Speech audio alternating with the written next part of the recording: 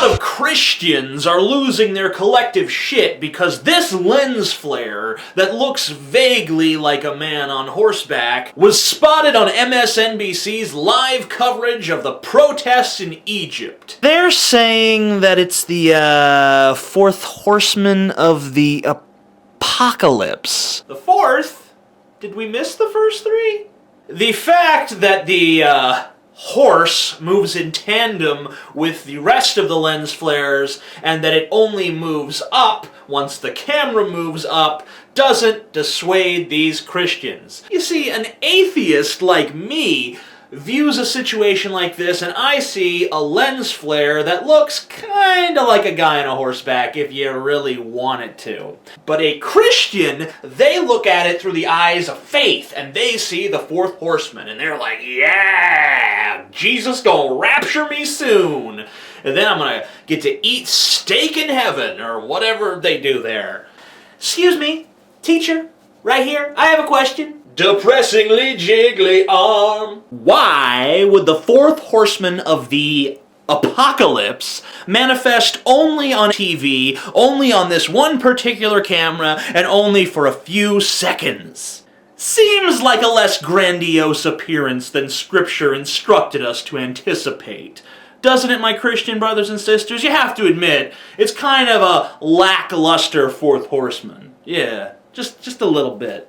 This whole thing reminds me of a few years back when some gullible Catholics thought they saw the recently deceased Pope John Paul in a bonfire. And I'm like, hello, if he's appearing in fires, he's in hell, right? You know? The divine does not manifest itself in fire. It manifests itself in toast and hospital windows and freeway overpasses. All the Catholics, though, they were scrambling to figure out, like, what's John Paul trying to tell us? What does this mean? He's probably coming back to tell you, like, let's not molest little boys anymore. Turns out, the big man looks down on that. You know, but of course the clergy misheard that message. They're like, what do you say? Keep molesting boys? Sure will, Pope. Molesting boys is like vitamins to us priests. Another thing I don't like about this whole fourth horseman thing is he looks kind of greenish to me. Where in the Bible does it say, behold, a green horse, and him that sat on him was the jolly green giant, and broccoli followed with him?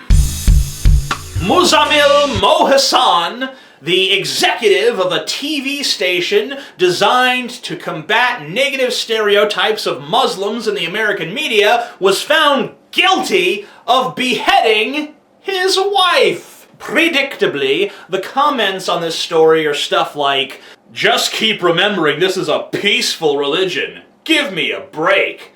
That's from Bill, 69. Yeah, but was it really religion that motivated him to murder his wife? I mean, it probably inspired the method, but was it really the motive? I mean, good, normal, moral, Christian white men with normal names like Steve Smith murder their wives in America all the fucking time. Just watch True TV. But still, one does have to appreciate the irony of a man who beheads his wife, all while trying to create a better public image for his people. This is like if Adolf Hitler did PR work for vegetarians, or O.J. Simpson was appointed the ambassador of Black America.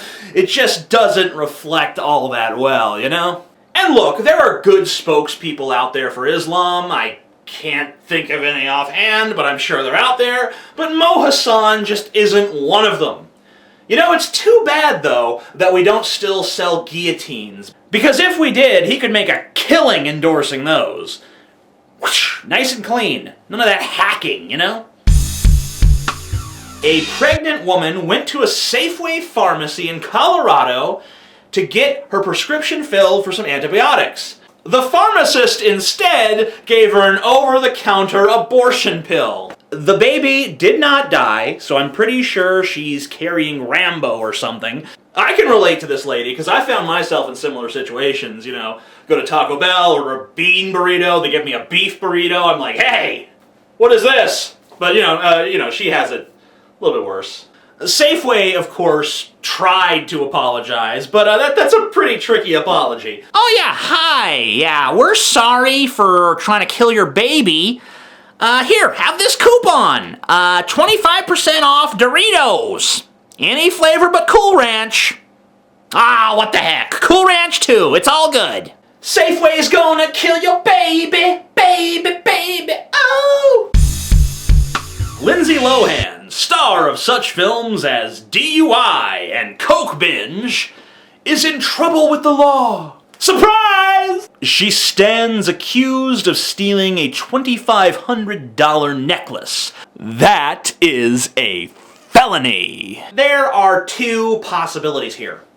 One, this woman is the dumbest bimbo to ever live, and she is wholly incapable of behaving even when she knows all eyes are upon her. Or two, there is a prosecutor out there who is looking for anything he can charge her with because he has a raging boner for her in a women's prison scenario. He's been watching too much late-night Cinemax in the 1990s, you know what I'm saying? And I don't really care about Lindsay Lohan. I wouldn't talk about this, but I know that America loves her. We love to hate her. She's one of those train wrecks that everyone just has to stop for a second to look at.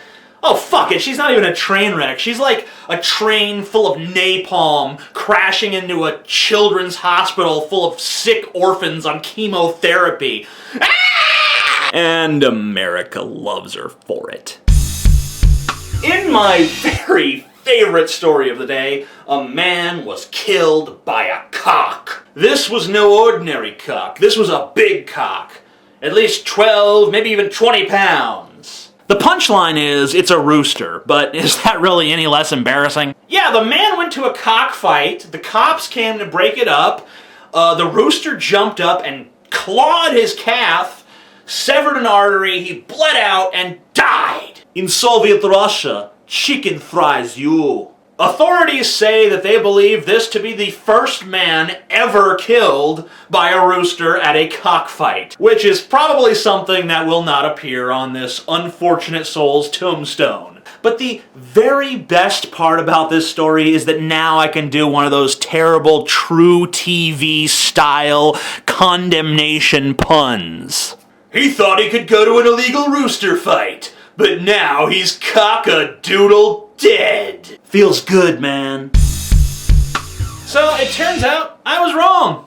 Yeah, I know. First time for everything, right? It seems that some Tea Party Republicans really did find their balls and vote against extending certain provisions of the Patriot Act. The provisions failed to pass. They were 7 votes shy of a 2/3 majority. Of course, in a day or so, they're just going to reintroduce the legislation in a normal session, and then all it needs is over 50%, which it easily has. So ultimately, a futile gesture. These provisions are going to be extended once again. So don't think the Patriot Act's going away. It's not. It's here to stay. It's here to... But at least a small percentage of Republicans found their balls and voted on principle. They didn't really vote on principle. They just kind of voted to thumb their nose at Obama and his administration. But still, at least they did the right thing, even if it probably was for the wrong reasons. Yeah, I guess I'm at the point where I'm going to congratulate people for doing something out of spite that just happens to be the right thing. Amazing Atheist, peace the fuck out! Favorite this video or a cock will kill you.